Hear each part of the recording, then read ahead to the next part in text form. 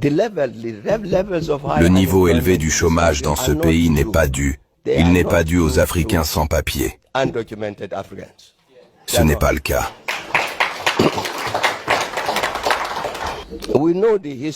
Nous connaissons l'histoire en détail. Comment l'Afrique du Sud, de 1994 à 2008 à 2009, a vu sa courbe grimper ainsi, avec des taux de croissance atteignant 6%.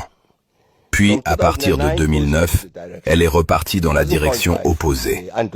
Cela n'a pas été causé par les immigrés sans papier.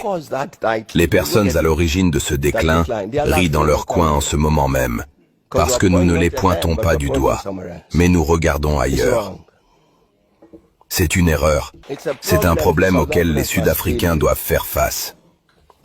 Je soulève cela dans ce contexte, monsieur le maître de cérémonie, pour que vous puissiez imaginer ce que se dit le citoyen de Guinée-Conakry. Quand je dis aujourd'hui à ce Guinéen qui marche dans les rues de Johannesburg, le slogan « Rentrez chez vous », ils ne le comprennent pas. Et la raison pour laquelle ils ne le comprennent pas, c'est parce qu'au cours de la lutte contre l'apartheid, le continent en est venu à s'approprier l'Afrique du Sud. Si vous vous en souvenez bien, cette lutte sud-africaine n'était pas seulement une lutte sud-africaine, c'était leur lutte. Je vais donc faire une prédiction. Les Africains continueront à venir en Afrique du Sud. Peu importe ce que vous faites, vous ne pouvez pas changer les cœurs et les esprits de ces Africains. C'est un état d'esprit particulier à l'égard de cette Afrique du Sud qu'ils ont aidé à libérer.